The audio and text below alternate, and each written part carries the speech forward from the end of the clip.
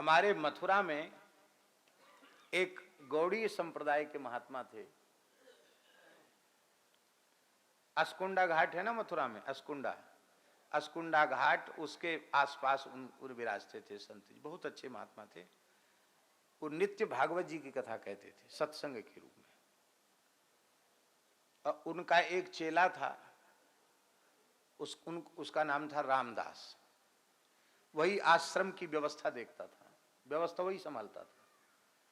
लेकिन रामदास और सब काम में तो बहुत कुशल था, कथा उसको बहुत खराब, कथा में नहीं बैठता था। गुरुजी रोज कहते बेटा कथा में बैठा करो, तो मुंह लगा था तो कई बार बोल देता, आप तो कहते कथा में बैठो कथा में बैठो, यहां काम कौन देखेगा।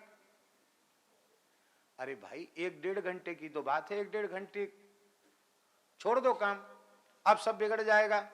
आप खुद बैठ जाते हैं और बाकी लोगों को भी बिठा लेते हैं और मैं भी बैठ जाऊं तो हो गया काम। कथा में नहीं बैठता। एक दिन कोई रसमय प्रसंग चल रहा था। अच्छा, एक काम और करता था वो रामदास, तो कथा के बीच से उठो उठो वहां चल वो काम करो, तो उसका तो मन नहीं, आगे पीछे करने का मन, उठो चलो यहां बैठो। अब व्यवस्थापक की बात सबको माननी पड़ती। एक दिन उसने बर्तन खटर पटर कुछ ज्यादा ही किया, सो गुरुजी बहुत दुखी हो गए। बोले भाई रामदास, तुम बहुत विक्षेप करते हो, आज तो तुमने हमारी कथा में बहुत रसभंग कर दिया, तुम काय बात के साधु हो,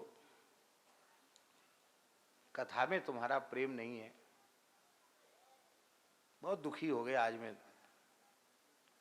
धोखे से साधु बन गए। तुम्हारी प्रकृति तो बंदर के जैसी है, चंचल प्रकृति है तुम्हारी, लगता हमें ऐसा कि तुम बंदर की योनि में जाओगे। गुरुजी के मुंह से निकल गया। अब कुछ दिन बाद, कुछ दिन तो कथा हुई जितनी होनी थी, कुछ दिन बाद रामदास को बुखार आया, तेज बुखार आया, उसी में उनका शरीर पूरा हो गया।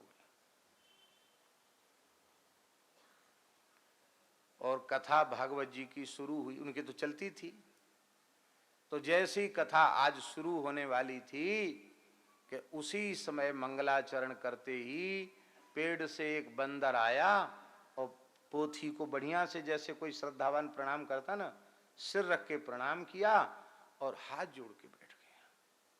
सबको बड़ा आश्चर्य हुआ कि बाबा जी कथा तो बहुत दिन से कहते हैं, ये बंदर प्रणाम करके बैठ गया हाथ जोड़ के ऐसे। तो बाबा बोले रामदास, तो बंदर बोला अच्छा रामदास, तो बंदर हो गए, बोला अब तो खटर पटर नहीं करोगे कथा के समय, नहीं करूंगा, कथा सुनोगे, कथा सुनोगे। फिर वो कथा सुनने लगा। इस घटना के सैकड़ों लोग साक्षी थे, और जब तक वह बंदर जीवित रहा तब तक नित्य उनकी कथा में आना। और बंदर की योनि में इतना चंचलता बिल्कुल नहीं, ना बंदरों के समूह में रहे, और गुरु महाराज का उच्छिष्ट ही खाता था और कोई चीज नहीं लेता था। तो गुरु जी को उसके लिए अपने पत्तल में से छोड़ना पड़ता था। भाई रामदास नहीं और कुछ खाएगा नहीं, कुछ भी दे दो नहीं खाएगा। वो महाराज की जूठन नहीं खाता था।